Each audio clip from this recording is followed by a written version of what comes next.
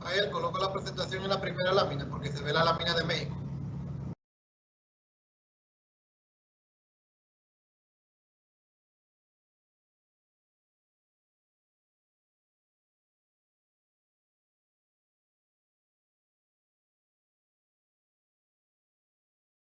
¿En qué momento voy a compartir la presentación? Buenas noches a todos, Rafa, ya estamos en vivo, ya por aquí estamos con los espectadores, se está conectando aún el personal, pero ya nos pueden visualizar y oír. ¿Les parece bien? En 3 minutitos iniciamos. Ah, perfecto. Entonces, ¿quieres que yo conecte la presentación de una vez? ¿La comparta de una vez? Aún no, Rafa, como estamos proyectando tu biografía, Ok. en cuanto presentemos y arranquemos, pues ya nos compartes y damos inicio a tu conferencia. Gracias. Excelente, excelente. Muchísimas gracias.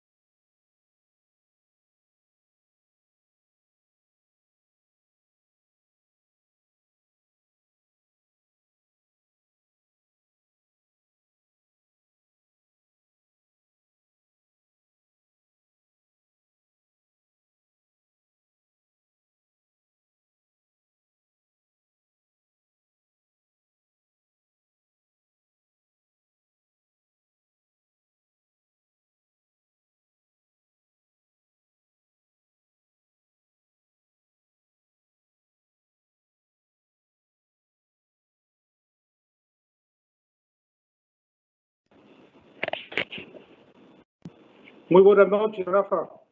Muy buenas noches a todos. Buenas noches, doctor. Un cordial saludo. Dios lo bendiga. Igualmente, Rafa, un honor para nosotros nuevamente. Un agradecimiento por todo el Colegio de Ingenieros Petroleros de México. Le damos agradecimiento por acompañarnos. Después que nos vamos a compartir con mis compañeros el trabajo que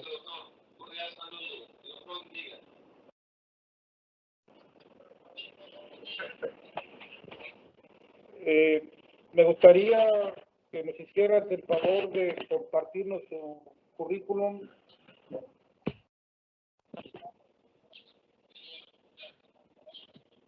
Para que podamos comenzar.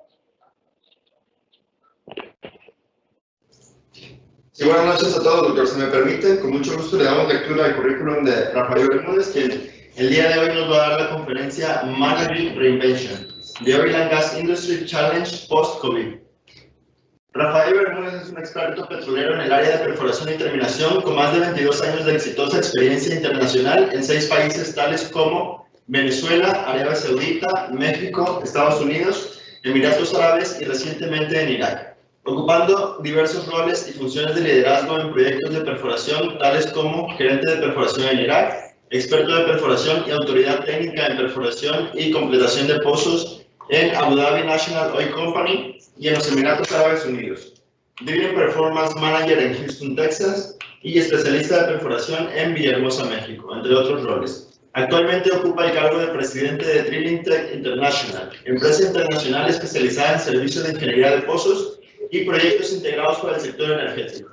Ha contribuido en el diseño y construcción de más de 500 pozos entre verticales, inclinados, horizontales y de alcance extendido, experimentando una multitud de desafíos operacionales y de ingeniería. Posee publicaciones en revistas petroleras nacionales e internacionales como Ingeniería Petrolera de México, SPS Sectional Abu Dhabi, Cámara Petrolera de Houston, entre otras. En el área de investigación es autor de 4 patentes de ingeniería de perforación. En 2018, el ingeniero Rafael Bermúdez Martínez fue galardonado con el Premio a la Excelencia en los Emiratos Árabes Unidos en su primera categoría, y en 2019 recibió el premio ADNOC Integrated Reservoir Management de Excellence Award. Demos la bienvenida al ingeniero Rafael Bermúdez. Muy buenas noches a todos. Espero me puedan escuchar. Para mí es un gran placer como latinoamericano estar con todos ustedes en la noche de hoy, donde celebran la 7ª asamblea del Colegio de Ingenieros de Villahermosa, del Colegio de Ingenieros Petroleros, especialmente la sección de Villahermosa. Voy a compartir la presentación que bien vamos a revisar el día de hoy. En lo que a mí respecta, pues es un gran honor estar con ustedes. Trabajé con ustedes en México por 3 años. He dado la vuelta al mundo. Gracias a Dios he viajado, he tenido la oportunidad de trabajar en otros países, aprender de otras culturas. Y indudablemente, pues hoy vamos a tocar un tema que básicamente está en la médula espinal de todos los que trabajamos en la industria petrolera, que es cuáles han sido los retos que la industria ha vivido antes del COVID, durante el COVID y el post-COVID, que sería básicamente el objetivo de la presentación. Nuevamente quiero agradecer a todos los presentes y espero que esta charla sea, aparte de informativa, también que permita reflexionar a los líderes que me escuchan, a los líderes que están sentados del otro lado. A nivel internacional quisiera agradecer, estoy seguramente convencido que parte del equipo que me acompañó en los Emiratos está ahorita acá. I want to thank everyone for being here tonight. It's a great pleasure for me to have this meeting with everyone. So now vamos a continuar en español, pero quería darle un agradecimiento al equipo internacional que nos está acompañando y nos está viendo de varias partes del mundo. La agenda del día de hoy, evidentemente, pues vamos a empezar con la sección de agradecimientos. Lo que es Drilling Tech, ¿qué es Drilling Tech como organización? ¿Cómo fue creada y cuál es su visión? ¿Dónde estamos ahorita y hacia dónde queremos ir?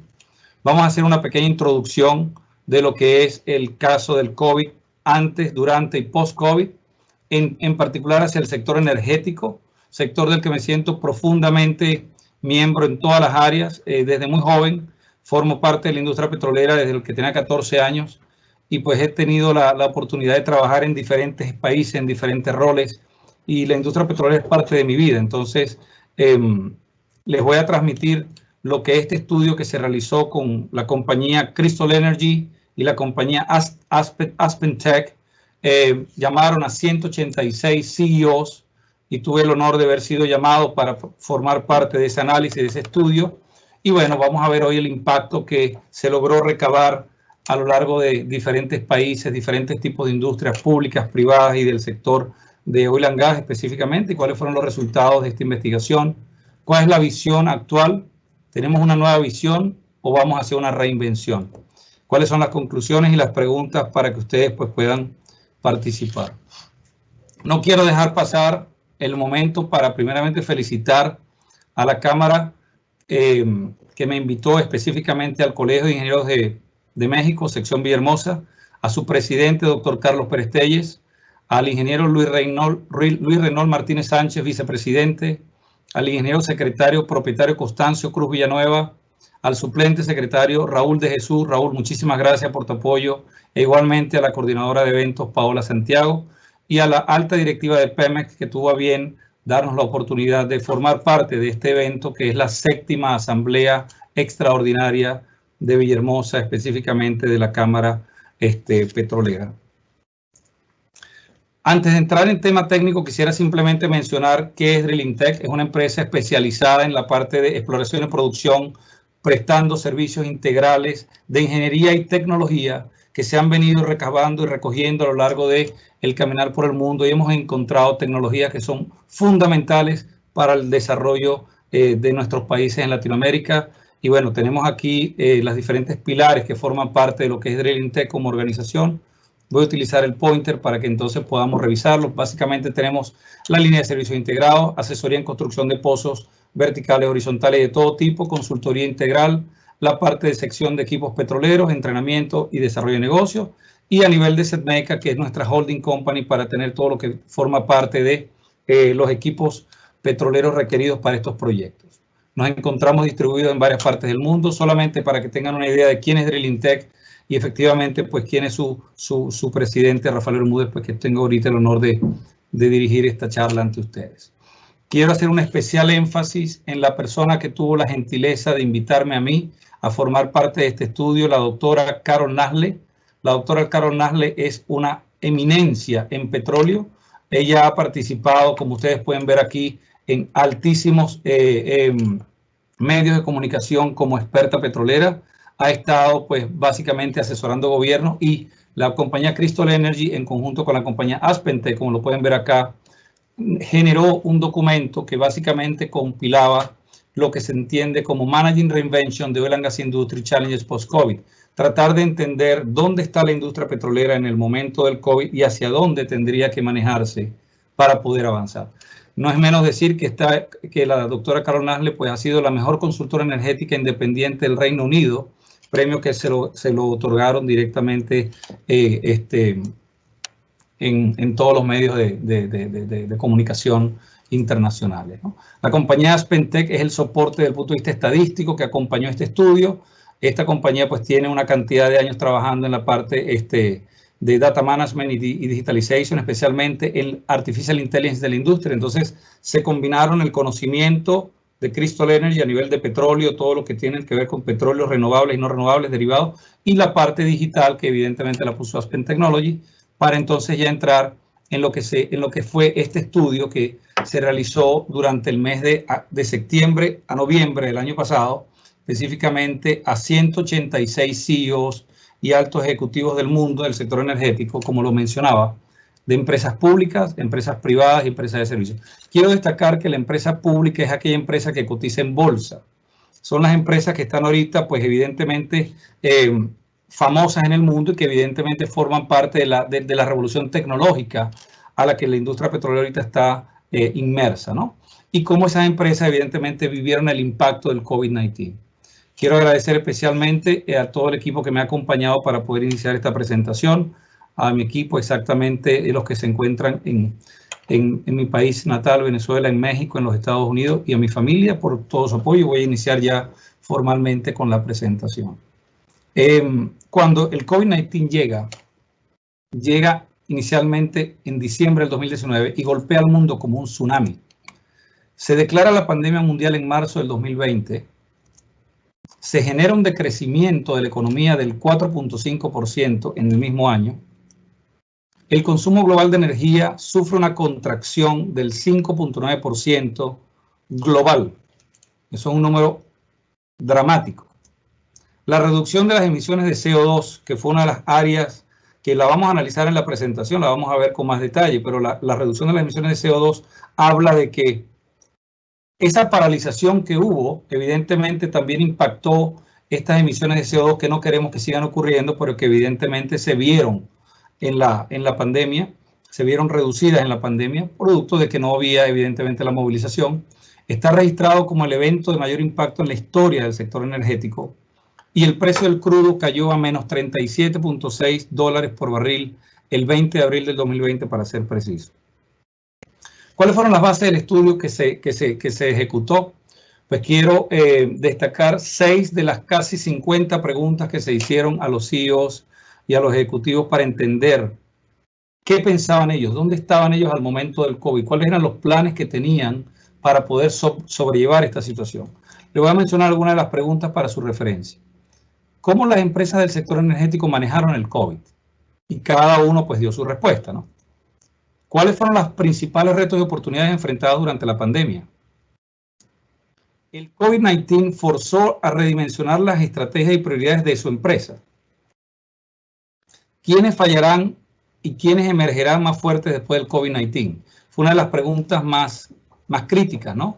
Porque evidentemente hubo un descenso y una cantidad de compañías evidentemente fueron a la bancarrota por no poder manejar sus operaciones. ¿Qué tenemos que hacer para tener éxito después del COVID-19? ¿Cuáles serían esas acciones que debemos tomar en cuenta a partir de hoy para que en un futuro estemos mejor preparados? Y cómo la industria petrolera, exactamente lo que les estaba diciendo, debe mirar el futuro después del COVID-19. Los detalles del estudio los vamos a destacar solo con unos bullet points para efectos de presentación, pero hay un documento completo que con mucho gusto les puedo compartir a través del Colegio de Ingenieros Petroleros de México. Como lo mencionaba, pues un estudio que duró 2 meses, fueron 186 participantes, que son 186 empresas, 44 países participantes entre los Estados Unidos, los más importantes o los más destacados, Estados Unidos, India, el Reino Unido, Ghana, United Arab Emirates, entre otros. Es importante destacar el tipo de industria que participó. Fíjense aquí que tenemos lo que son firmas consultoras, 27 firmas consultoras en el mundo fueron revisadas, fueron básicamente invitadas a participar, que representan un 15%. Empresas de exploración y producción nacionales, 25 compañías para un 14% de la muestra. Otros que son básicamente empresas que soportan la industria, el sector energético, empresas de menor y mayor tamaño, pero que de algún modo forman parte de todos nosotros, como la gran familia energética del mundo, del 14%. El sector de productos químicos, 22 empresas para un 12%. Las empresas petroquímicas, 19 compañías para el 10%. Las empresas de servicios petroleros, 18 para un 10%. Las operadoras pequeñas de exploración y producción, 13 compañías distribuidas en varias partes del mundo, el 7%. Las empresas de energía alternativa para un 6%. Las empresas de ingeniería, procura y construcción, 2 empresas para un 6%. Las empresas de tecnología, un 2%, 4 empresas. Y empresarios o CEOs que no quisieron revelar en qué sector de la industria petrolera funciona, pero están dentro de la industria en general. Los resultados de la investigación muestran una amplia gama de opiniones y tendencias y fundamentalmente, como lo podemos ver aquí en esta gráfica, pues cubrimos todas las áreas del mundo. El estudio fundamentalmente cubrió los principales países energéticos del mundo donde tenemos evidentemente fuentes de energías renovables y no renovables. En términos de empresas privadas, 103 empresas privadas de las 186 para un 55%. De las empresas públicas que cotizan en bolsa, 50 son empresas grandes, son personas que toman decisiones importantes y afectan el futuro de muchos. Empresas propiedad del Estado, exploración y producción como lo puede ser Petróleo Mexicano, como lo puede ser Ecopetrol, YPF, empresas grandes nacionales, 25 para un 14% y otras compañías 8 para un 4%.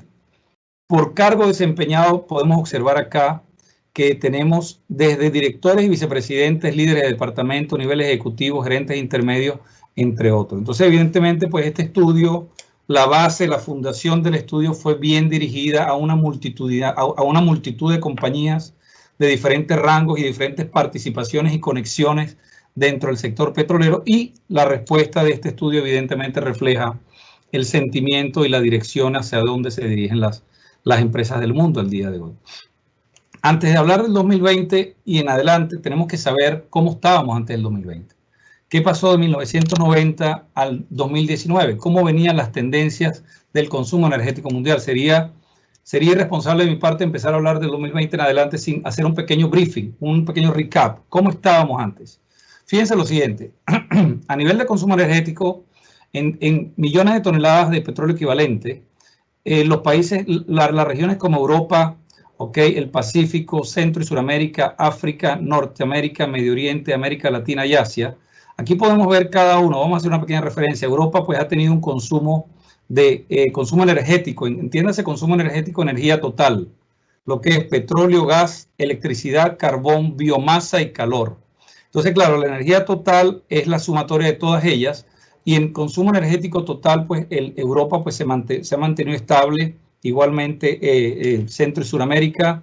Vemos aquí Norteamérica con un consumo bastante estable.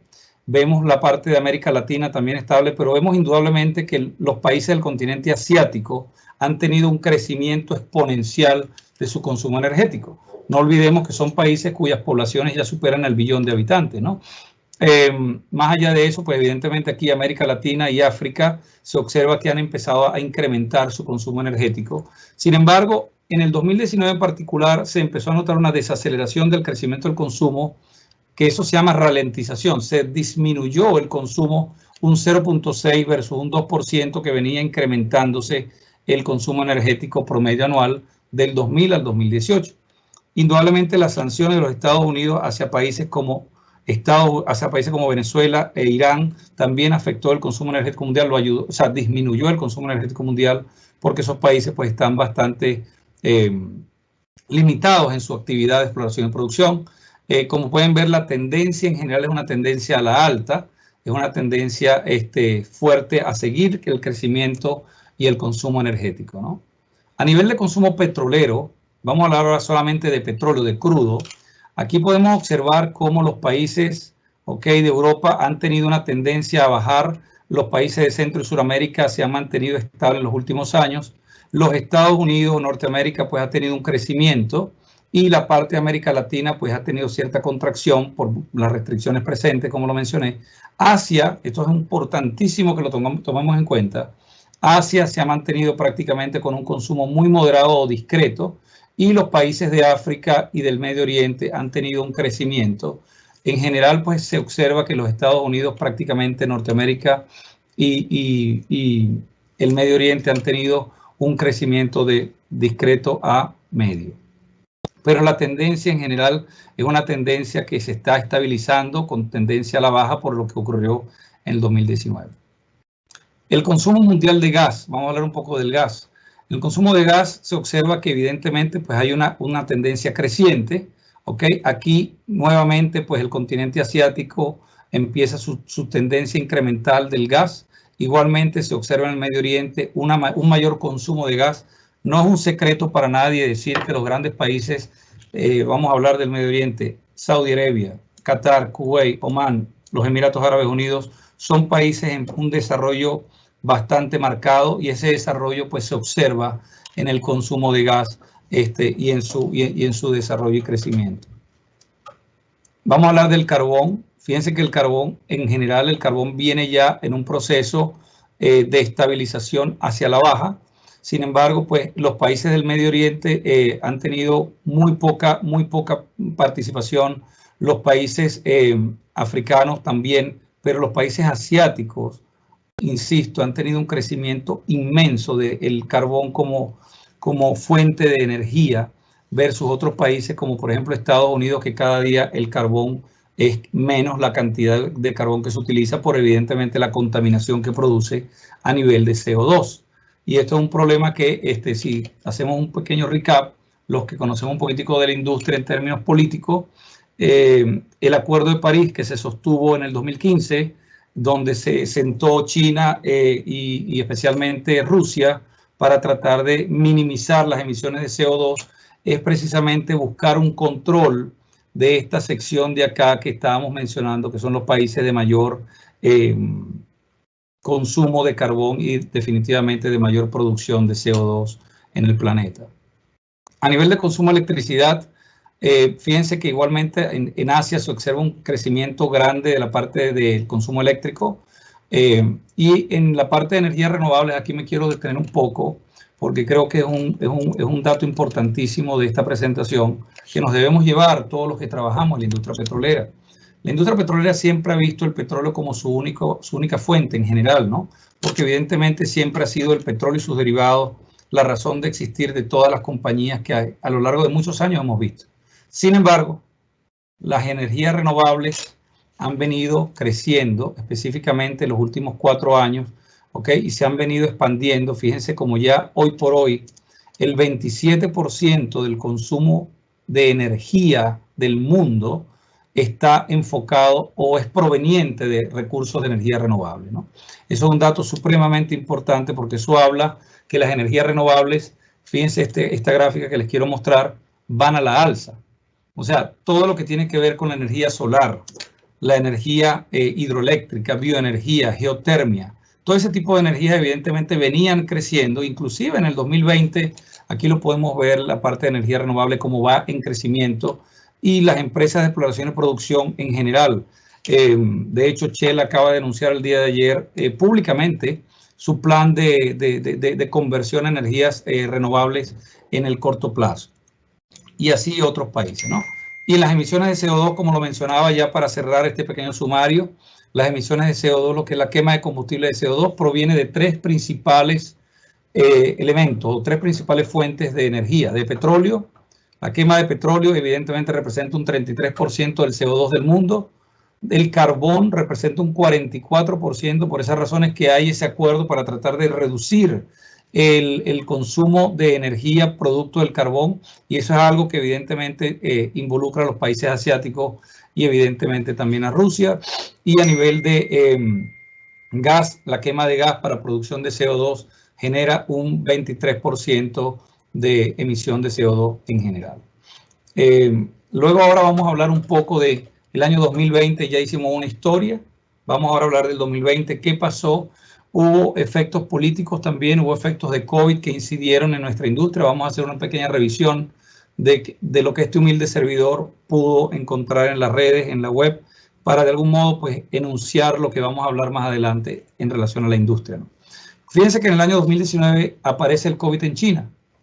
En enero de 2020, China declara la emergencia nacional y básicamente la Agencia Internacional de Energía declara que la producción cae 710.000 barriles por día en el mes de enero del 2020, producto de la emergencia nacional de China. No olvidemos que China es el segundo país más importante del mundo en consumo de petróleo. En marzo del 2020, el crudo Brent y el WTI, que son básicamente dos de los indicadores más importantes de manejo petrolero o de la estabilidad petrolera del mundo, inician su descenso, llegaron a $53, y se genera un desacuerdo porque dado que el COVID venía creciendo, la OPEP pide a Rusia hacer un recorte de 1.5 millones de barriles para hacer frente al COVID y tratar de mantener esos precios. Este desacuerdo evidentemente se genera porque no hay la voluntad de las partes para lograr ese acuerdo. Inclusive Saudi Arabia propone elevar sus precios, elevar su producción de 9.7 millones de barriles a 12 millones de barriles. En pocas palabras, Rusia no recorta producción, Saudi Arabia manifiesta que quiere incrementar producción a 12 millones y aparte ofrecen descuento de $4 a $6 por barril en Asia y $7 por barril a los Estados Unidos. Evidentemente eso genera en un ambiente de COVID donde tenemos gente que está yendo a los hospitales, gente que está falleciendo, gente que no puede ir a trabajar. Aparte hay un problema geopolítico que está afectando notablemente la estabilidad del precio del petróleo y evidentemente los proyectos empiezan a pararse. La gente la empiezan a despedir y ocurre lo que se llama el lunes negro, conocido por todos por la reducción, por la caída del precio del crudo del 30%. La mayor caída del precio del crudo después de la guerra del Golfo. En abril se da un desplome del precio del petróleo donde llega a valor de menos 39.6. Ahora les voy a explicar de dónde salió eso y por qué. En mayo la OPEC pactó una reducción de 9.7 millones de barriles para estabilizar el precio.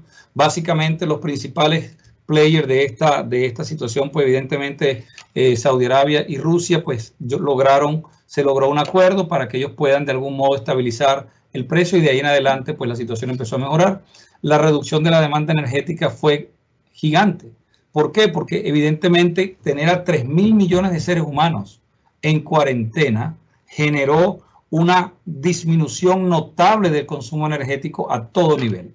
Y evidentemente eso afectó el comportamiento industrial, el comportamiento de las acciones de todas las diferentes empresas públicas, empresas privadas y sus evidentes rendimientos y márgenes de comercialización. Las empresas de transporte terrestre y aéreo fueron paralizadas. La producción de petróleo empezó a tener costos altísimos porque aparte que tenías el costo de producir el crudo, tenías un costo producto de que había un overflowing de crudo y tenías demasiado crudo que no lo podías colocar porque no había demanda. La demanda cae producto de las 3.000 millones de personas en cuarentena, no hay demanda y se sigue produciendo la misma cantidad de crudo y evidentemente no había donde posicionar ese crudo y las empresas petroleras le empezaron a dar petróleo a sus clientes y les pagaban para que se llevaran el petróleo. Por eso es que el petróleo llega a valores negativos, porque te pago para que te lleves mi petróleo, ¿ok? Porque no tengo capacidad de almacenamiento. Yo sigo produciendo, pero el mundo no consume. Y la caída de consumo fue de 30 millones de barriles por día, una cantidad inmensa. Se espera una baja de precio de petróleo en julio de 2020 y en general pues estos son los escenarios que se vivieron. Todo lo que estamos comentando pues es completamente público, al alcance de todos y aquí podemos observar solo para destacar. Los países del cartel aliado, destacando Rusia, pues acordaron un recorte de producción en el mes de abril y eso obtuvo sus efectos posteriormente cuando ya el precio del petróleo empieza a subir. Todo eso en paralelo con el COVID. Todo eso en paralelo con esa pandemia que transformó al mundo, transformó a las familias, separó familias, hizo muchas cosas que de algún modo crean temores en los trabajadores para ir a su trabajo, en los trabajadores para ir a sus puntos de encuentro con sus compañeros de trabajo. Entonces se empiezan a crear otros mecanismos, que es lo que vamos a ver ahora. ¿Qué se hizo para mitigar esa problemática? ¿Qué hizo la industria? Bueno, lo primero es digitalización y cybersecurity. No mostraron la misma importancia, pero la digitalización fue la solución inmediata para poder tener datos de mi proyecto, datos de mi pozo, datos de mi campo, sin necesidad de yo ir físicamente al sitio, ¿no? Lo siguiente que se planteó como un impacto es la visión post-COVID, que trae transiciones específicamente políticas y económicas. No va a ser la misma economía, la economía que estamos manejando hoy, a la economía que vamos a manejar en 5 años, porque evidentemente los proyectos ya tienen una variable adicional, que es la variable pandemia. Se evidenció una viciada relación de bajos precios y altas tasas de despidos. Inicialmente, y eso lo sabemos todos los que trabajamos en la industria, pues la industria siempre ha sido cíclica, ¿no? Tiene momentos de altos precios, momentos de bajos precios, pero específicamente en el 2020 fue una situación donde todos los países del mundo, no creo que se haya salvado ningún país que no hayan tenido unas tasas de despido masivas. Estableció una fuerte desaceleración del sector económico, social y de gobierno, porque todas aquellas iniciativas políticas que tenían los países para desarrollar sus proyectos, para desarrollar la evolución de sus diferentes áreas geográficas, ciudades, puentes, todos los proyectos asociados a la nación tuvieron que ser paralizados producto del COVID. Entonces, evidentemente, fue una fuerte desaceleración. No quiere decir que los proyectos están cancelados, pero sí se vieron severamente afectados. Los proyectos de desarrollo. Fortaleció, evidentemente, la implementación de algo que en la industria petrolera, debido a estas olas cíclicas, ya hemos aprendido, que es la disciplina de costos, ¿no?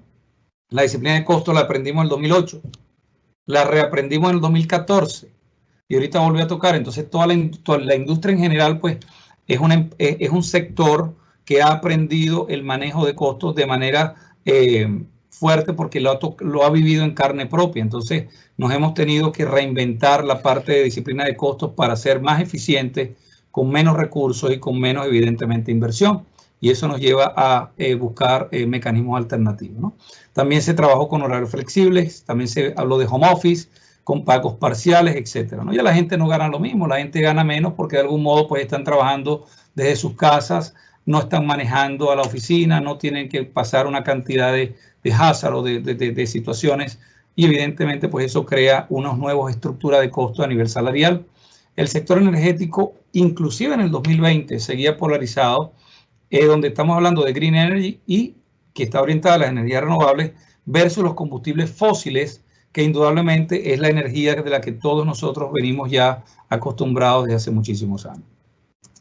Si seguimos analizando el impacto en la industria petrolera de todo lo que ya he comentado, pues la International Energy Agency, pues la Agencia de Petróleo Internacional, de Energía Internacional, pues manifiesta que el precio del crudo cayó 32% en el 2020, me refiero a 32% average en el año, lo cual no es tan grave, porque también manejaron precios muy altos debido a las decisiones que se tomaron en el mes de abril y se vieron reflejadas en mayo, pues permitió que el precio se estabilizara, inclusive llegar a valores de $60 el barril. Ahorita lo vamos a ver.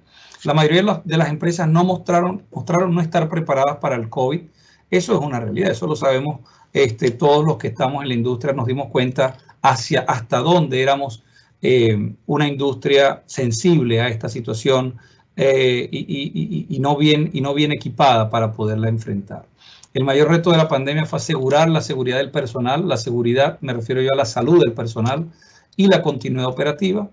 Las empresas de EPC, que es la parte de construcción, proyectos de construcción, plantas petroquímicas, estaciones, pipeline, sufrieron fuertes retos financieros que indudablemente se reflejan en que tú tienes un proyecto de 2-3 millones de dólares donde hay 500 trabajadores y el proyecto tiene un momento en que se para el proyecto, pero hay una cantidad de costos por paralización que no se pueden eliminar. Y esos proyectos tienen márgenes normalmente bajos y esos evidentemente hacen que sus bajos márgenes hagan que los proyectos sean suspendidos o inmediatamente cancelados y evidentemente los despidos asociados a esa situación. Esto crea una burbuja que enmascaró el precio del petróleo, especialmente en abril de 2020, cuando el precio llegó a menos 37.63. ¿Qué creó la burbuja? La inestabilidad política o geopolítica en conjunto con todo lo que fue las 3.000 millones de personas en cuarentena, crea un efecto, la sobreproducción de petróleo, crea un efecto que la sociedad no sabe manejar y evidentemente pues las empresas petroleras estaban pagando para que se llevaran el petróleo, no tenían dónde almacenarlo, ¿no? Los planes estratégicos pre y post-COVID permanecen aún vigentes. Yo diría que nosotros en la industria petrolera sabemos que cuando un proyecto se inicia y se lleva a la parte de visualización, conceptualización y definición, que es el VCD que todos conocemos, esos proyectos están siempre allí.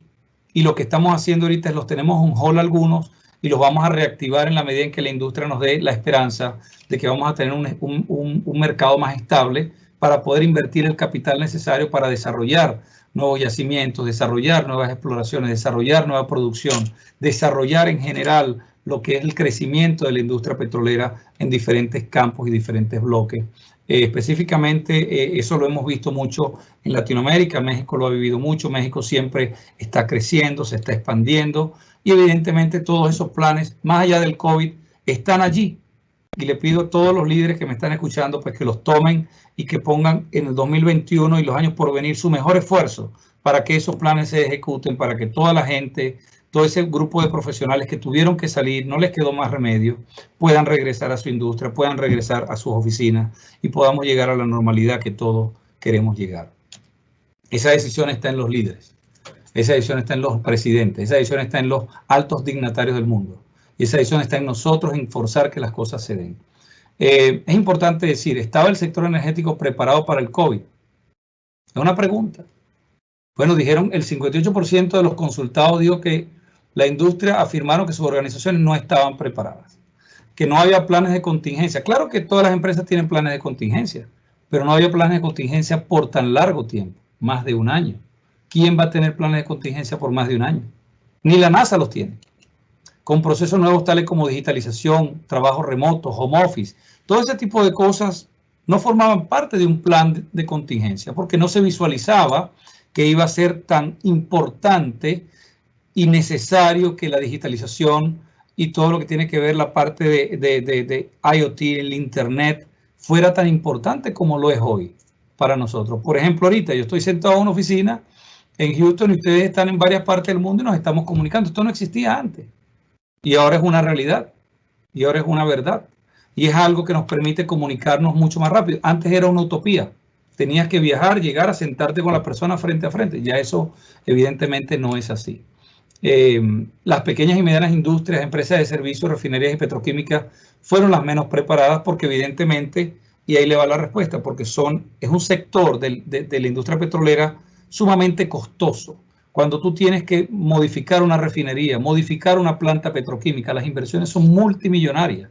Para digitalizar todo eso, eso no se logra de la noche a la mañana. Eso tiene una cantidad de fases que se tienen que cumplir y las inversiones de capital y capital expenditure, lo que es el CAPEX, es bastante elevado. Por tal razón, esas petroquímicas tenían tecnologías que estaban al momento cuando fueron construidas y tenían ciertos vamos a decir, ciertos features, ciertas características modernas, pero no estaban totalmente digitalizadas como el mundo manifiesta que ahora parece que tienen que estar. Esta gráfica que está aquí está en el análisis, está en el estudio. Yo los invito a que se lean este estudio. Yo también, así como ustedes, pues yo aprendí muchísimo haciendo este trabajo y aprendí cosas que tampoco sabía. Fíjense que en el caso de las empresas del sector energético, si nos vamos a las que están no preparadas, algo preparadas o muy preparadas, llama poderosamente la atención lo siguiente. Fíjense aquí. Las empresas de tecnología.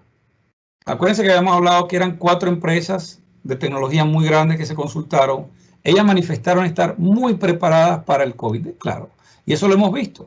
Las empresas, no voy a mencionar, ustedes saben, las empresas grandes de tecnología del mundo, las empresas de computación, todas las empresas de streaming, son empresas que evidentemente estaban listas para el COVID, tenían todo digitalizado y evidentemente para ellos fue algo de lo que ya ellos habían planificado.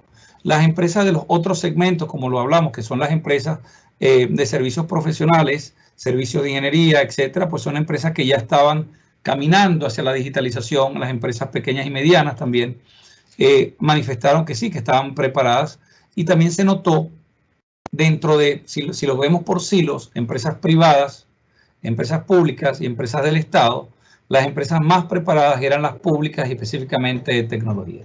¿Ok? Es algo que llama poderosamente la atención y fíjense que aquí las pequeñas y medianas empresas manifestaron que estaban 23% preparadas, ¿ok? Lo cual es un número bastante bajo. Si hablamos de las empresas de petróleo y gas grandes, 40% de la muestra manifestaron que estaban preparados, pero los que realmente estaban 100% preparados eran las empresas de tecnología. Si nos vamos a las prioridades dentro de las organizaciones, cuando la organización dice, bueno, tenemos este problema, ¿cuáles son las diferentes aristas de la ecuación que nosotros deberíamos de evaluar y tomar las mejores decisiones? Fíjense que aquí hay 7 diferentes características. Presten mucha atención. Presión sobre márgenes. O sea, si una empresa tiene una actividad productiva y tiene un margen de un 15, un 20%, pues es la presión sobre margen más importante que la baja capacidad de utilizar el producto que tienen, el recurso humano que tienen. El acceso a la liquidez es otra variable. La seguridad física de los trabajadores. La interrupción en la cadena de suministro, porque no les hacían los supplies. ¿Cuántos supermercados se quedaron vacíos, por ejemplo?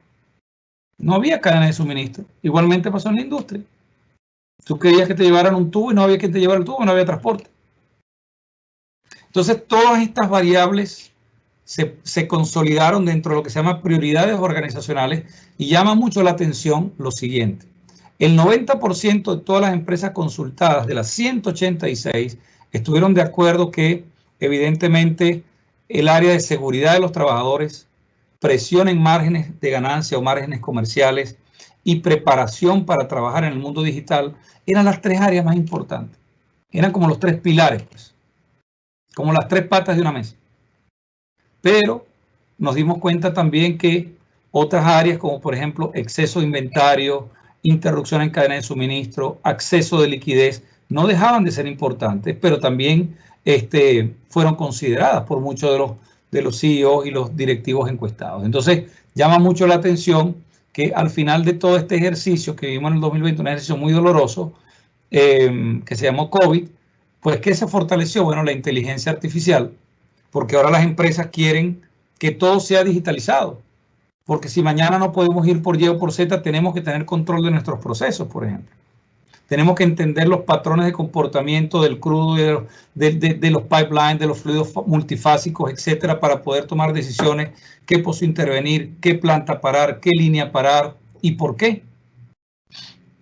La tecnología autónoma también salió beneficiada, porque es tecnología que ya de por sí la tecnología es inteligente y te da las alertas necesarias y toma la decisión de manera automática sin necesidad de un humano que utilice un mouse y le dé un botón. Y la digitalización, que evidentemente no es más que el proceso mecánico, químico, físico, con los diferentes sensores llevados a un modelo de computación donde se puede evaluar efectivamente cómo están ocurriendo las cosas de manera remota. Entonces, se fortalecieron esas 3 áreas, que son las 3 áreas que evidentemente el mundo moderno y ahora me quiero salir un poquitico de la industria, vamos a hablar un poquitico del mundo en general. El mundo moderno tiene que caminar hacia allí, no hay otra opción, es lo que tenemos que hacer. Presiones en márgenes comerciales, vamos a tomar una de las variables, fíjense que en la lámina anterior hablábamos de presiones en márgenes, como evidentemente la industria petrolera ha sufrido tanto en términos financieros, quisimos evaluar esto y decir, bueno, de la presión en márgenes, ¿cómo las empresas vieron esta presión en márgenes clasificadas en las empresas públicas, privadas y empresas de servicio? Fíjense este estudio, fíjense los resultados. Las empresas nacionales, como lo habíamos comentado, su preocupación en los márgenes comerciales fue de un 36%. ¿Por qué? Porque son empresas de gobierno. Versus las empresas públicas o que cotizan en bolsa, donde las personas colocan su dinero y compran acciones, su preocupación en márgenes comerciales fue de un 43%. Y las privadas de un 50%. ¿Qué quiere decir? Que la empresa del sector privado, donde tienes que ir a un banco, pedir un crédito y tienes un proyecto y te paraste, evidentemente no quieres perder porque te vas a meter en problemas financieros serios, ¿no? Entonces, indudablemente, esto nos lleva a este análisis que en lo particular considero que es esencial de entender todos los que me estén escuchando. Las empresas del sector privado fueron las que más se preocuparon por los márgenes comerciales, seguidas por el sector público y finalmente la del sector del Estado. Y de todas las empresas, el sector de ingeniería, procura y construcción fue evidentemente el que más se preocupó por estos márgenes comerciales. Entonces, esto nos lleva a una reflexión. Sí, bueno, al final del día somos empresas de gobierno, somos empresas públicas o privadas, pero cuando un evento como este pasa, todos salimos perdiendo o todos salimos afectados. Y independientemente que las empresas del Estado se preocupan un poco menos porque son empresas que tienen que preocuparse por una sociedad. Las empresas públicas también forman parte de la ecuación y en general pues esto debe llevar a creación de nuevas asociaciones. Por ejemplo, el Colegio de Ingenieros Petroleros de México es una de ellas, donde se sientan todos, sector público, sector privado, empresas del Estado, y buscan el beneficio, ganar, ganar, para que haya un equilibrio de la industria, que es lo más importante. No es yo soy gobierno, tú eres privado, no, al final del día, privado y gobierno aquí se vieron. Privado y gobierno se vieron, no había operación. Entonces somos una sola industria y de esa manera nos tenemos que ver. Si comparamos las prioridades antes y después del COVID-19, sabemos perfectamente que en el 2014, la industria petrolera viene por proceso cíclico. En el 2014 hubo una recesión, en el 2009 una recesión. La del 2014 en particular incentivó muchísimas reformas. Y esta gráfica que tenemos acá simplemente busca comparar las posiciones de importancia, ¿no? En importancia número 1, antes y después del COVID, era la seguridad operativa de los empleados. O sea, no mostró variación. La empresa estaba preocupada por su empleado antes y después del COVID. La optimización de eficiencia operacional, la misma historia. Y la mejora de la competitividad, la misma historia. Pero sí se observa unos cambios de posiciones, por ejemplo, cuando hablamos de diversificación de activos y actividades, donde antes del COVID, ¿ok?, estaba de posición número 10, la diversificación de activos, como un área gerencial importante. O sea, vamos a hacer otro tipo de negocio. Vamos a no solamente extraer petróleo y gas, vamos a comercializar productos terminados, vamos a hacer esto, vamos a hacer aquello. Eso estaba en la posición 10, estaba como de último. Después del COVID, empezó a subir en importancia, como decir, no, es importante que hagamos algo diferente. Entonces, esto llama mucho la atención porque esto habla de cómo los altos gerentes o directivos de estas corporaciones pues vieron la necesidad de que sí hay que prestarle atención a la diversificación de activos y actividades, ¿no? ¿Qué cambió durante el COVID? Esto es un gráfico absoluto. Básicamente lo que muestra es una variación porcentual en proporción. Entonces aquí tenemos una lista de las diferentes variables que se consideraron en el estudio. Las voy a leer. Gobierno socioambiental, mejorar la competitividad, aumento de capital. Esas son las variables que se evaluaron. Diversificación de activos, expansión e inversión, defender cuotas de mercado, optimización de eficiencia operacional, seguridad operacional y de los empleados, digitalización y otras tecnologías, diversificación e inclusión. Ajá, esas son las variables. La pregunta es, ¿cuáles de las variables tuvieron el mayor cambio en su importancia? Bueno, son estas tres que tenemos aquí. La competitividad, la diversificación y la digitalización.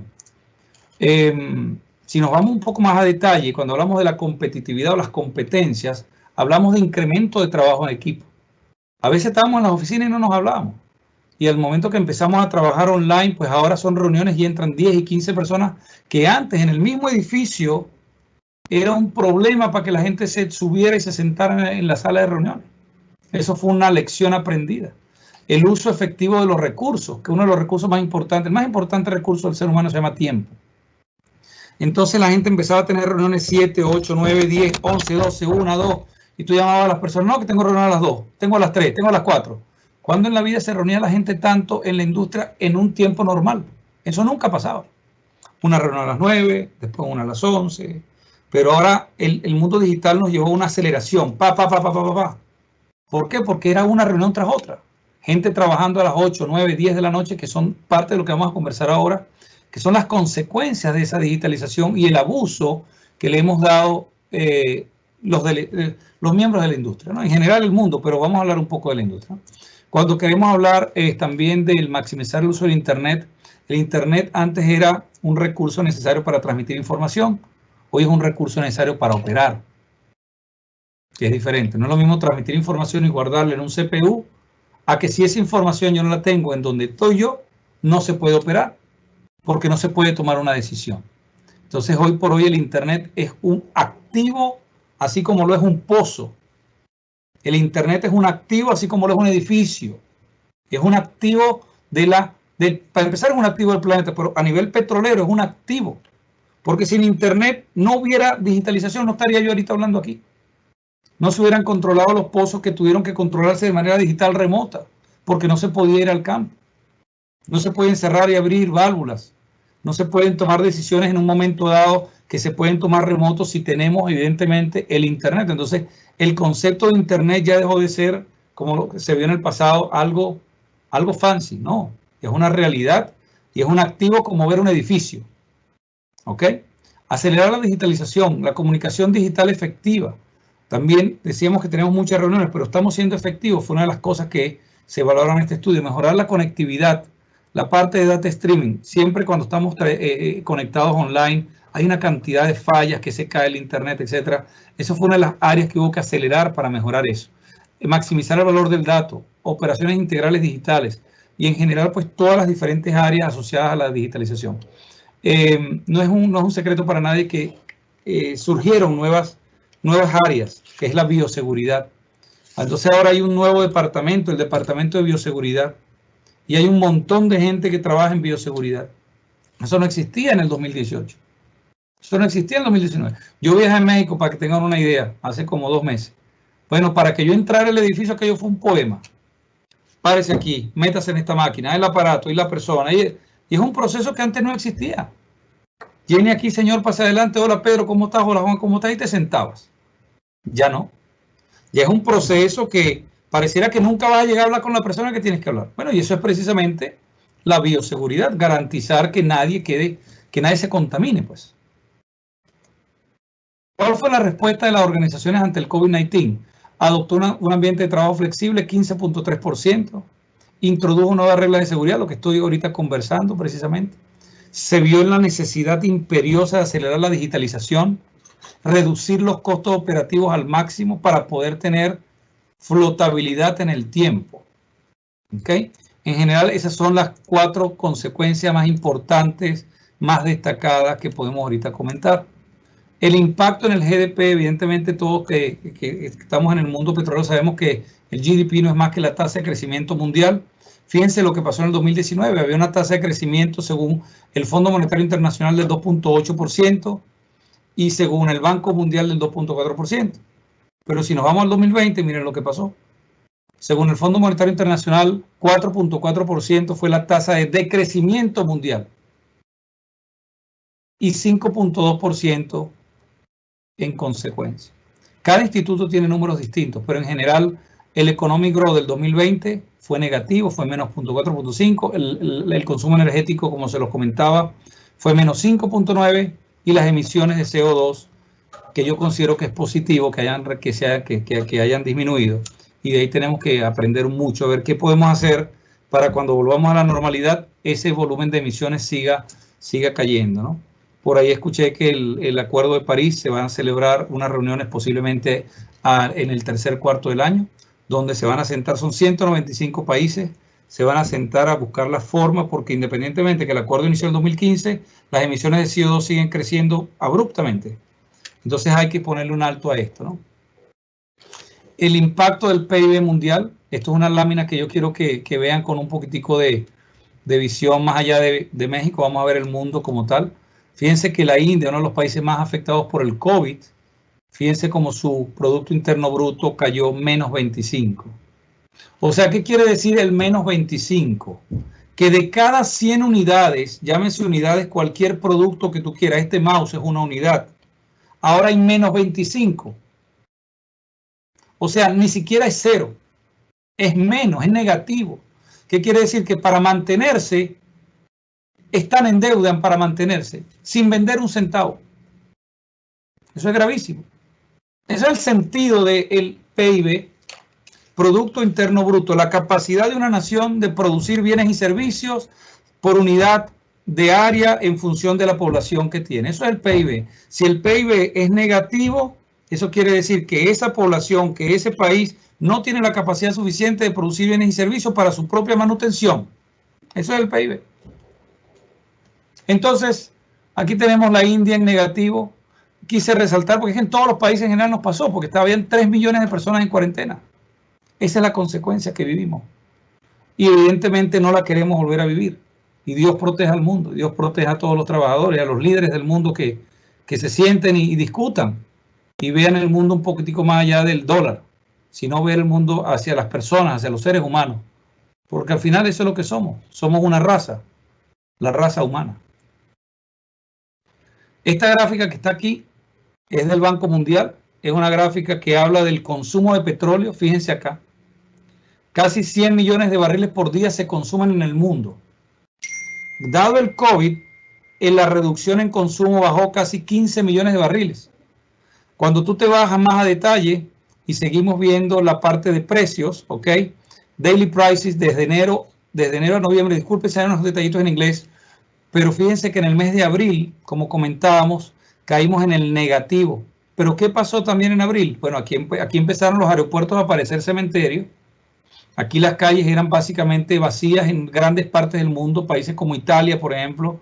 Tengo buenos amigos en Italia, que Dios los bendiga. Hubo muchísimas situaciones fuertes. En los Emiratos Árabes Unidos también, países como la India, donde evidentemente pues todo esto llevó a este tsunami económico que vivió el planeta Tierra. Sin embargo, si vemos a nivel de average prices, como yo les decía, ¿no? Gracias a las medidas que se tomaron, el precio se levantó. Gracias a Dios. Pero si no se hubieran tomado, yo no sé qué hubiera pasado.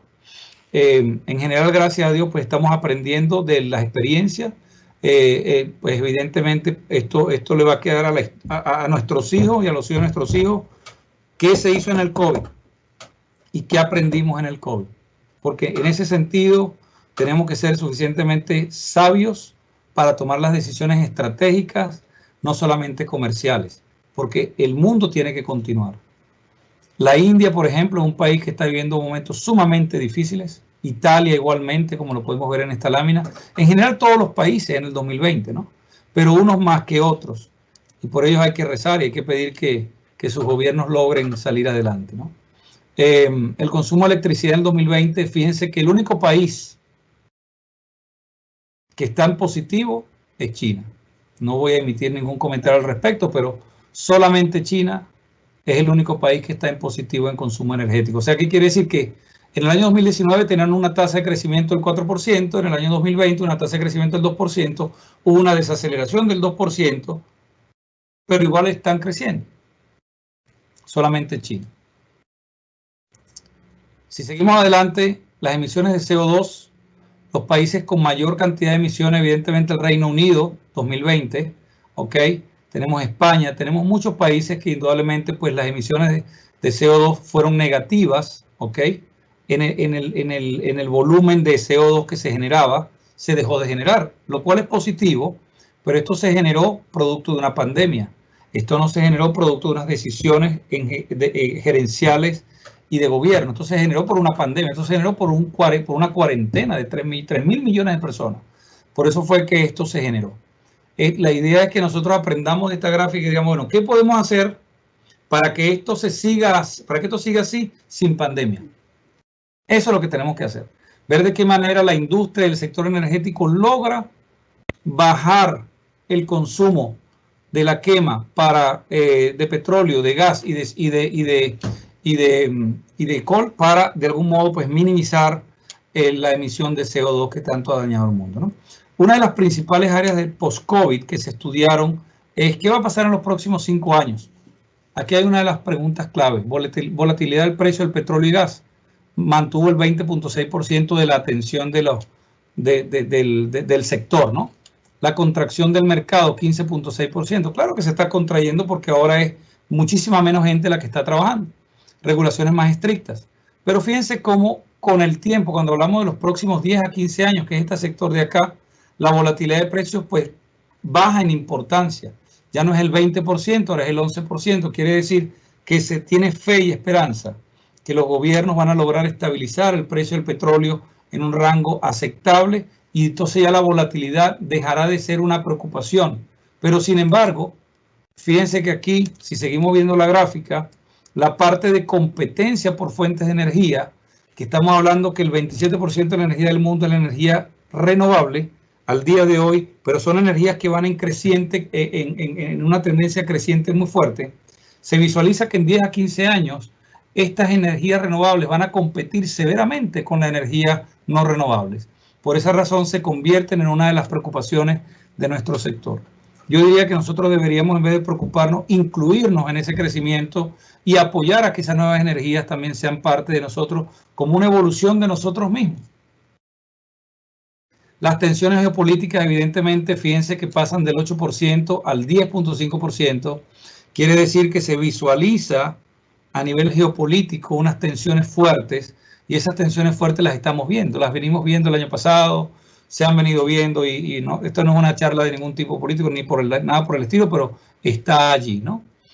Y la escasez de habilidades evidentemente surge como una preocupación porque ya los talentos, a ver, si nos vamos a las universidades y tú le preguntas a un estudiante, mira, ¿qué estás estudiando tú? Te va a decir cualquier cosa menos ingeniería y mucho menos de petróleo, porque ellos dicen que es una industria muy inestable, que el sector energético es muy inestable, y no los culpo. Tienen razón. Entonces, es nuestra responsabilidad como industria, es nuestra responsabilidad como segmento de la sociedad, dar una imagen distinta. ¿Por qué? Porque la escasez de habilidades no es más que si yo quiero conseguir un especialista mañana de una cierta área de la parte de oil and gas, puede que no lo consiga. Porque ya la gente no se está preparando en esas áreas. Ya no hay está el gerente, el superintendente, el ingeniero, pero oye, ya no hay más. La gente se está yendo a comunicaciones, se está yendo a otro tipo de áreas y la industria está quedando básicamente con menos recursos. Entonces la escasez de habilidades es evidentemente un factor de preocupación de las naciones. Solamente como referencia para que nos quede a todos, cada vez que existe una variación del precio del petróleo de $1, estadísticamente por varias organizaciones del mundo, 3.000 trabajos son eliminados. El sector energético debe balancear las finanzas protegiendo sus recursos humanos a fin de mantener lo más importante, que es el conocimiento.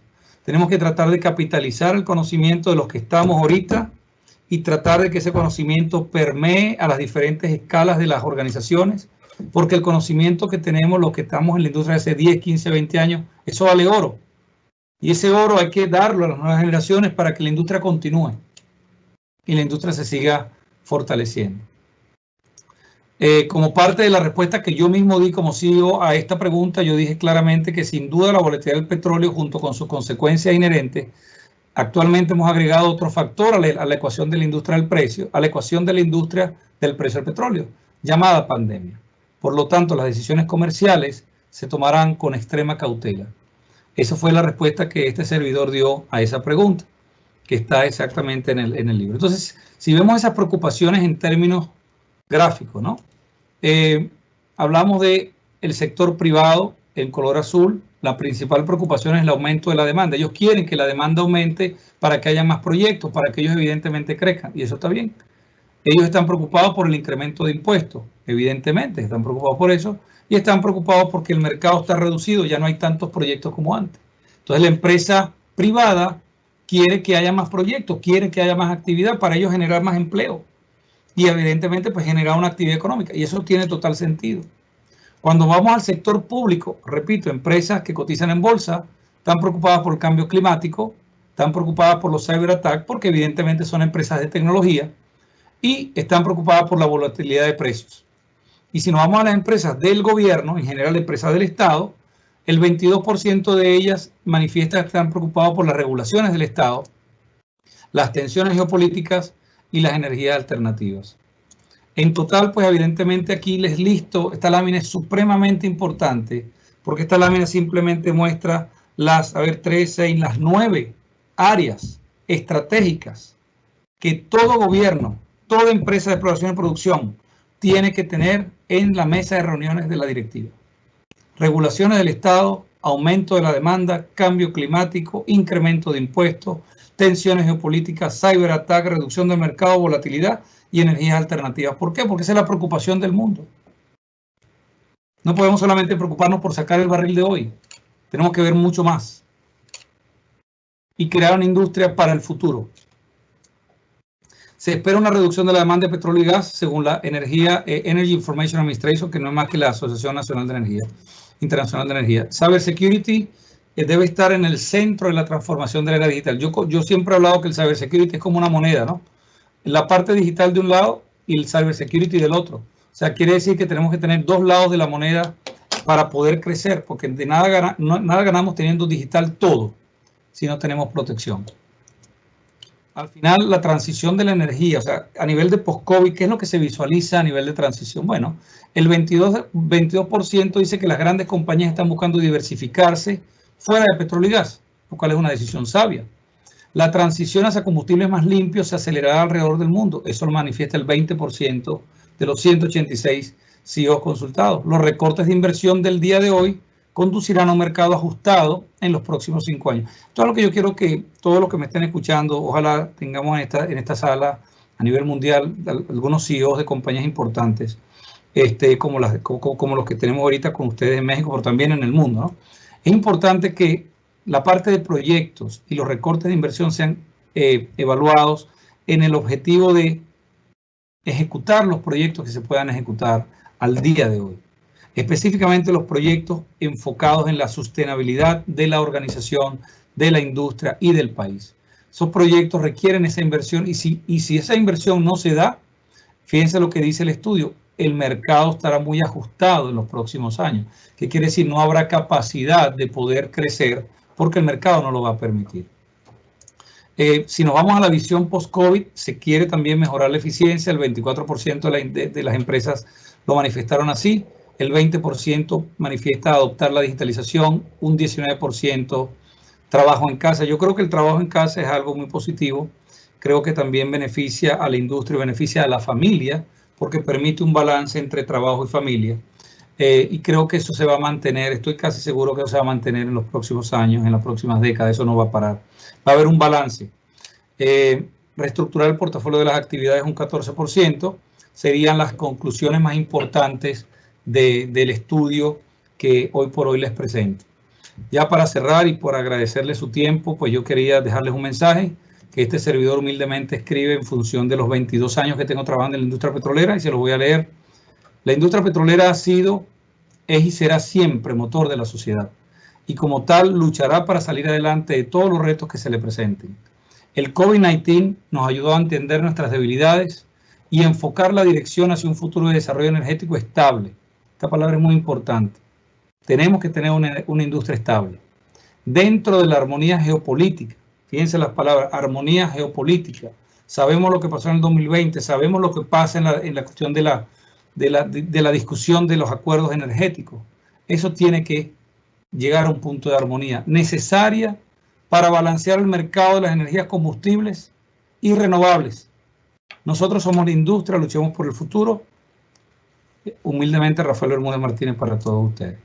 Quiero darle gracias a Villahermosa, quiero darle gracias al Colegio de Ingenieros Petroleros de México, a Petróleos Mexicanos, a la presidencia encabezada por el doctor Carlos Pérez por esta distinción de permitirme hoy hacer este keynote speech en el cierre de su 7ª Asamblea Extraordinaria del Colegio de Ingenieros de Petróleo de México, del cual me siento profundamente orgulloso de haber participado también en otros eventos en el pasado. Muchísimas gracias. Si tienen alguna pregunta, pues aquí estamos para responder.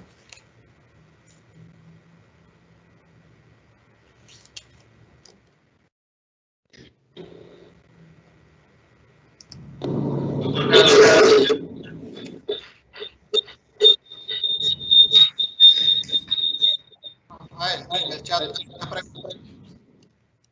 En el chat hay una pregunta, déjame revisar que no, como estoy presentando no puedo ver el chat. A ver. Sí, con mucho gusto te comento las preguntas, Rafa. Por aquí tenemos varias, aquí en la sección de los comentarios. La industria petrolera y energética en general fue vulnerable ante la magnitud del efecto de la pandemia. Saludos, ingeniero Rafael, excelente técnica y profesional ponencia. Tenemos una pregunta aquí abajito. En su percepción mundial, ¿cuál fue el principal impacto al sector energético derivado de la pandemia? ¿Cómo ha mejorado o empeorado este impacto en función de los avances de las vacunas y la nueva normalidad? Ok, bueno, fíjense lo siguiente, vamos a leer la pregunta porque la pregunta es muy interesante, ¿no? ¿Cuál fue el principal impacto del sector energético derivado de la pandemia? El principal impacto es que nosotros no estábamos preparados para la pandemia. Nosotros no estábamos preparados desde el punto de vista de la digitalización. Nosotros no estábamos preparados para trabajar fuera de nuestro ambiente de trabajo. Y nos tuvimos que preparar y adaptar a un cambio que no teníamos idea que íbamos a vivir. Yo les puedo comentar algo. Cuando uno hablaba de un centro de monitoreo, por decir algo, cuando uno hablaba de un centro de evaluación digitalizado, en la mente de muchos directivos de la industria petrolera mundial, eso es concebido como un gasto superfluo, un gasto no necesario. ¿Para qué yo voy a invertir 2 o 3 millones de dólares en un centro? ¿Para qué?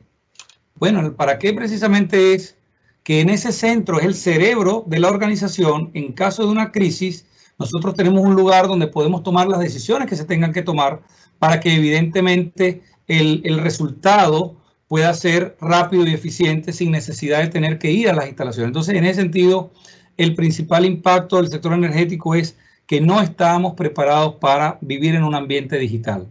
¿Cómo ha mejorado o empeorado este impacto? Yo creo que ha mejorado mucho. Yo creo que hemos de algún modo pues sobrellevado la situación de la pandemia. Hoy por hoy las reuniones online es prácticamente el pan nuestro de cada día y yo creo que eso va de algún modo a ir avanzando y se va a ir normalizando y se va a ir inclusive estructurando mejor. Yo creo que estamos avanzando en función de los avances en las vacunas y la nueva normalidad. Bueno, yo creo que las vacunas es un tema que primeramente no me competiría mucho a mí hablar de eso. Yo no soy médico. Yo no creo que la vacuna sea al final del día la solución salomónica a esto. Yo creo que más allá de una solución salomónica tenemos que tener soluciones permanentes, que es la protección, que es utilizar el tapaboca, que es lavarnos las manos al menos 1 hora al día, una vez cada hora, una vez cada 2 horas, lavarnos la cara, cuidarnos y cuidar a los que están cerca de nosotros. Yo no creo que la solución es aislarnos. La solución es seguir adelante, seguir luchando. En la vida hay que luchar, pero hay que luchar con conciencia. Entonces yo creo que la solución a esto, en función de los avances de las vacunas, yo creo que la vacuna no sería para mí, de hecho yo no creo que la vacuna sea al final del día la panacea, porque ni ellos mismos saben por cuánto tiempo la vacuna va a ser efectiva. La verdadera vacuna nuestra es cuidarnos, nuestra propia responsabilidad. Esa es mi opinión en la verdadera vacuna. Como líder, ¿cómo impulsa a sus trabajadores para que no decaigan por las bajas de producción provocadas por el COVID? Bueno, fíjate, como líder yo creo que la mejor manera de impulsar a mis trabajadores, que cada día pues estamos en esta lucha, en esta brega, en la industria petrolera que amamos, es que queremos ver a la industria recuperada. Queremos participar en nuevos proyectos. Queremos que las empresas que nos contraten y nos contraten con cariño, que nos contraten con aprecio, que nos contraten y nos vean no como el contratista que llegó, como no. Nosotros tenemos el mismo conocimiento. Estamos en el lado del sector privado, sí, pero tenemos el mismo conocimiento. Vamos a trabajar en equipo, vamos a hacer proyectos, vamos a sacar la industria adelante. Esto es un problema de magnitud demasiado grande para diferenciarnos entre empresas privadas. No, esto es un problema de naciones. Entonces, como problema de naciones, tenemos que vernos todos como iguales. El de la empresa de servicio, desde el que va a barrer en un taladro hasta el gerente de perforación de esa instalación, son todos importantes y son todos necesarios. Entonces, para mí, todos los que trabajan en Drilling Tech tienen la misma importancia, se les da el mismo cariño, el mismo aprecio, las mismas oportunidades de crecimiento, y es una empresa que bienvenido, pues todo el que quiera de algún modo contribuir con nosotros, bienvenido sea. Una empresa que está destinada a seguir creciendo porque estamos trabajando con pasión, con la pasión necesaria para que las cosas se den. Hay una frase que un día me dijo una persona, me dijo: Rafael, no esperes que las cosas pasen, haz que las cosas pasen. Y eso nunca lo voy a olvidar. Entonces, como líder, pues yo hago que las cosas pasen, en el buen sentido de la palabra. Si considero que alguien necesita aprender algo, hago que lo aprenda, hago que lo entienda. Me ha tocado luchar en diferentes áreas de mi profesión con diferentes opiniones, compañeros que tienen una visión diferente, y no los culpo, esa es su visión. Todas las visiones son necesarias y son válidas, pero la visión de un país, la visión de la industria en general, no puede estar sectorizada a visiones particulares. Tenemos que ver adelante, 5, 10, 15 años más adelante. Cuando hablamos de tecnología, por ejemplo, una de mis experiencias en el Medio Oriente fue trabajar en tecnología. Yo me encargué de evaluar tecnologías por muchísimos años, de muchísimas compañías del mundo. Y cuando tú empiezas a hablar de tecnología con gente que en un momento dado pues no tiene esa visión y esa madurez, no es fácil hacerlos entender que es que esta tecnología que te estoy presentando hoy, este mouse, por ejemplo, es súper importante en 3 años. Por esto, no, pero son 3 años, pero es importante que lo tomemos en consideración. Tenemos que anticiparnos a la jugada. Tenemos que trabajar en la industria del hoy, pero para el futuro. Es llegar a la oficina y hacer el trabajo, pero decir qué puedo hacer para hacerlo mejor. ¿Qué tecnología puedo utilizar yo en el pozo, en la planta, en la estación de flujo? ¿Qué puedo hacer hoy para los próximos 5 años? Para los próximos 10 años. ¿Cómo reduzco costos? Eso sería como líder lo que yo haría, y es la visión que tenemos nosotros en Drilling Tech y CEDMEC. Aquí dice excelente potencia, excelente. No sé si hay alguna otra pregunta por ahí, Raúl. Sí, por aquí detectamos otra, Rafa, por ahí comentan que si cuál consideras que es la proyección de producción, hablan ellos, ¿no? Pero fuera de producción de condiciones, ¿no? De este contexto de la industria petrolera en Latinoamérica después de COVID-19. ¿Me puedes repetir la pregunta, Raúl, si eres tan amable? Disculpe, hermano, que es que hay un poquitico de eco ahí. Sí, te comentaba, preguntan si cuál es su proyección a tu consideración de la producción y el contexto de la industria petrolera para Latinoamérica después del COVID-19. Ok. Bueno, primeramente yo creo que el COVID-19, hablar de un después del COVID-19 sería como hablar un después de la gripe, ¿no? La gripe nunca se fue. Después del COVID-19 de repente pudiera decir hablar después de la neumonía. La neumonía nunca se fue. Hay una cantidad de enfermedades que nos están acompañando por décadas. Yo particularmente creo que el COVID va a continuar. Como enfermedad va a continuar. Va a aparecer de ciertos momentos aquí y allá. Es parte nuestra y es responsabilidad social evitar que se propague hoy, mañana o cuando siga apareciendo, porque ya la enfermedad existe, ya la enfermedad se creó, ya la enfermedad se expandió, y como enfermedad al fin hay que tratarla.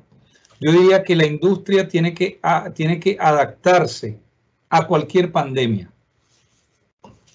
Creo que esa sería mi visión. La industria latinoamericana, la industria norteamericana, la industria en general tiene que adaptarse a la pandemia en el sentido de decir, ¿cómo puedo yo digitalizar más mi proceso? Y eso es algo que yo tengo que agradecer profundamente a México, porque en México yo tuve grandes experiencias, en PEMA específicamente en términos de digitalización, y creo que esa es la visión. La visión es digitalizar los procesos. La visión es maximizar el conocimiento. La visión, como lo dije hace tiempo durante la presentación, es esos proyectos que tengamos en la mano, que son proyectos sumamente valiosos para el país, ejecutémoslo. No por el hoy, por lo que voy a gastar hoy, porque gastamos 2, 3, 10 millones. Al final la gente se va a olvidar cuánto gastó. pero va a quedar la planta, pero va a quedar el pipeline, pero van a quedar los proyectos, los pozos. Eso hay que hacerlo, porque es lo necesario para las nuevas generaciones. Como lo dije yo, la industria es el motor de la sociedad. Si tú tienes un carro y tú tienes ese motor y tú no le das mantenimiento, si tú no lo cambias, no lo adaptas, evidentemente va a haber un problema más adelante, porque no va a funcionar igual. Y necesitamos hacer lo necesario para que ese carro cada día sea más digital, sea más automatizado, sea más práctico, sea más eficiente. Si lo queremos hacer, si queremos hacer esa analogía. Yo particularmente creo que México es un país que tiene un potencial de crecimiento inmenso. Y Dios bendiga a México, Dios bendiga a su gente, igualmente a toda Latinoamérica. Y pido también por mi país, Venezuela, que en algún momento Dios le permita ver la libertad y la tranquilidad. Pero más allá de eso, pues yo considero que sí, que es necesario que nosotros como líderes de la industria, pues apostemos a la inversión en proyectos estratégicos.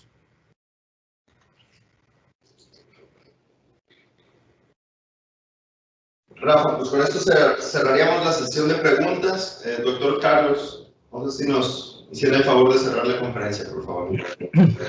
Gracias, Raúl.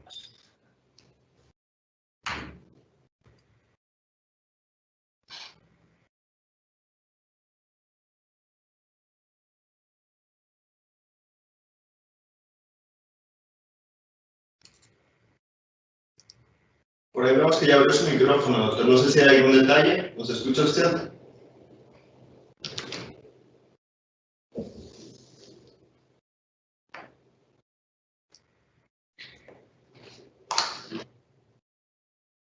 Es que se la cámara del doctor.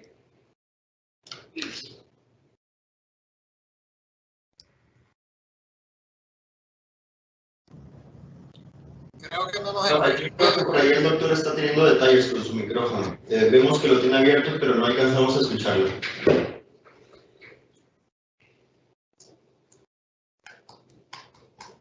Vamos a dar un minutito más. Sí. Yo les voy a dejar a todos mi correo electrónico acá en el chat para los que estén conectados puedan de algún modo comunicarse más adelante, puedan compartir sus preguntas. Aquí ya les dejé el correo. No sé si hay alguna otra pregunta. Sí, por aquí nos acompaña el doctor Carlos, Rafa, por el teléfono. A ver, lo voy a poner aquí cerca del micrófono a ver si logramos escucharlo. Adelante, doctor. Adelante, doctor. Rafael, una disculpa por la comunicación. Estuve al tanto de toda la presentación. Te quiero compartir.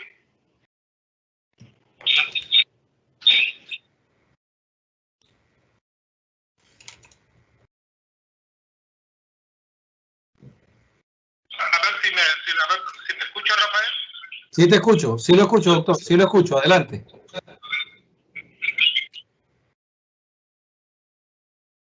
Adelante, doctor. Sí, sí lo escucho. Adelante. Adelante. Pues Rafael, mira, estuve durante toda tu plática, la verdad me siento muy orgulloso de ser tu amigo, Rafa.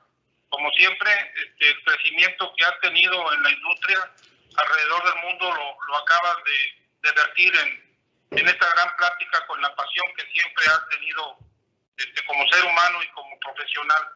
Hay varios comentarios de mis compañeros en el colegio que nos agradecen el haberte invitado a esta presentación que nos acabas de compartir, un documento que sumariza el esfuerzo de muchos profesionales, lo cual, insisto, te agradecemos. A nombre del Colegio de Ingenieros Petroleros de México, de la sección Villahermosa, de todos los que hacemos posible esta conferencia, Rafael, la verdad, un gran agradecimiento y un gran abrazo. Muchísimas gracias. Gracias, doctor. Para mí un placer regresar a la que fue mi casa y poder darles lo mejor de mí, lo mejor de lo que he visto por el mundo y trabajar con ustedes, pues para mí siempre ha sido un gusto. Que Dios bendiga a México, Dios bendiga a Villahermosa, Dios bendiga sus proyectos y sus decisiones, y Dios lo bendiga a usted en lo personal por ser una persona tan talentosa y tan dedicada al crecimiento humano y al crecimiento organizacional. Muchas gracias, doctor, por la invitación.